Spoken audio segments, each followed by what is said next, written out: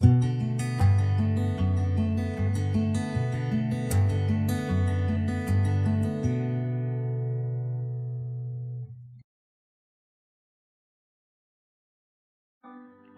la représentation de la fonction f, telle que f de x égale 2x. La deuxième, c'est la représentation de la fonction affine, g. D, delta est parallèle à D, passant par le point B. Première question, montrer que l'équation réduite de la droite delta est y égale 2x moins 1. Compléter les tableaux suivants. On a le x, on va chercher l'image de 0 par la fonction g. Ici, on va calculer l'antécédent de moins 4 par g.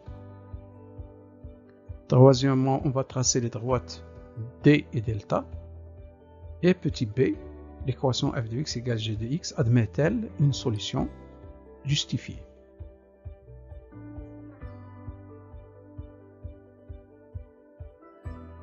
Montrer que l'équation réduite de la droite delta est y égale 2x moins 1.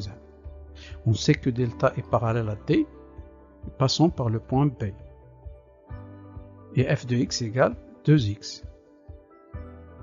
Donc l'équation, la représentation graphique de f, c'est d. L'équation réduite y égale 2x. On prend l'équation réduite y égale mx plus p. On sait que delta est parallèle à d. Donc, d et delta ont même coefficient directeur. Donc, m égale 2. On va remplacer m par 2. m par 2. On obtient y égale 2x plus p. Pour déterminer p, on va utiliser le point B qui appartient à cette droite. On va remplacer le y par l'ordonnée 3 et l'abscisse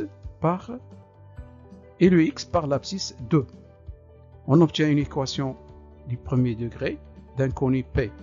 Alors 3 égale 2 fois 2, c'est 4, plus p. Donc p égale 3 moins 4. Enfin p égale moins 1. On remplace p par moins 1. On obtient l'équation réduite de delta y égale 2x moins 1. Donc on a montré que l'équation réduite de delta est y égale 2x moins 1. Pour la deuxième question, à compléter les tableaux suivants. On sait que g de x égale 2x moins 1. Et on va calculer l'image de 0 par g, l'image de 1, et après l'antécédent de moins 4 par g. Alors g de 0, c'est moins 1. L'ordonnée, c'est moins 1. Donc, l'image de 0 par la fonction g égale moins 1.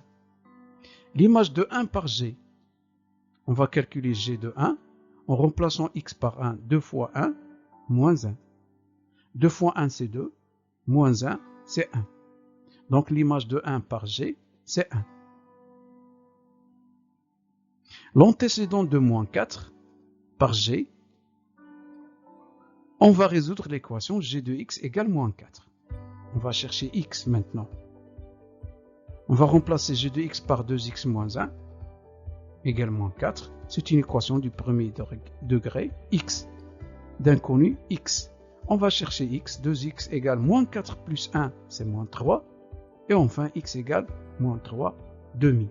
Donc l'antécédent de moins 4 par g, c'est moins 3 demi. Passons au deuxième tableau. On sait que f de x égale 2x, l'image de 0. La nature de cette fonction, c'est une fonction linéaire. Et on sait que l'image de 0, c'est 0. Si on remplace x par 0, 2 fois 0, c'est 0. Donc l'image de 0 par f, c'est 0. L'image de 2, on va calculer f de 2 en remplaçant x par 2, 2 fois 2, c'est-à-dire 4. Donc l'image de 2 par f, c'est 4. L'antécédent de moins 6 par f, on va résoudre l'équation f de x égale moins 6. En remplaçant f de x par 2x, on obtient 2x égale moins 6. Donc x égale moins 6 divisé par 2.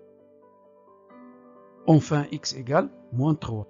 Donc l'antécédent de moins 6, c'est moins 3. Troisièmement, petit a, tracer les droites D et delta. La droite delta, on sait que l'image de 0 par la fonction g, c'est moins 1. Donc voilà un point d'abscisse 0, ordonnée moins 1, qui appartient à delta. Le deuxième point, on sait que g de 1 égale à 1. Donc le deuxième point, son abscisse 1, et son ordonnée est égale à 1. Donc le point B, abscisse 1, ordonnée 1. Pour tracer la droite delta, on va tracer la droite AB. On sait que f de 0 égale 0. Donc le point C, d'abscisse 0, ordonnée 0, appartient à la droite D. Et on sait que f de 2 égale à 4. Donc le deuxième point, d'abscisse 2, ordonnée 4. Voilà les deux points C et D qui appartiennent à la droite D. Alors le point A, d'abscisse 0, ordonnée moins 1. Le point B, d'abscisse 1, ordonnée 1. Le point C, d'abscisse 0, ordonnée 0, c'est-à-dire O, l'origine de repère. Et le point D, d'abscisse 2, ordonnée 4. Vous voyez, vous remarquez que la droite y égale 2x passe par les deux points. Et si on trace la droite d'équation réduite y égale 2x moins 1, il passe par A et B. L'équation f de x égale g de x admet-elle une solution justifiée? On a déjà tracé la figure. On remarque que les droites T et delta, la représentation graphique de f en rouge et la représentation de g. Les deux droites, vous remarquez, qui sont parallèles, strictement parallèles. Il n'y a pas de point d'intersection. On dit qu'ils sont strictement parallèles. Donc l'équation f de x égale g de x n'admet pas de solution. Si les deux droites sont confondues, on dit que l'équation f de x égale g de x admet une infinité de solutions. Si les deux droites se coupent en un point, on dit l'équation f de x égale g de x admet une seule solution. Le cas où les deux droites sont strictement parallèles, on dit que l'équation n'admet pas de solution.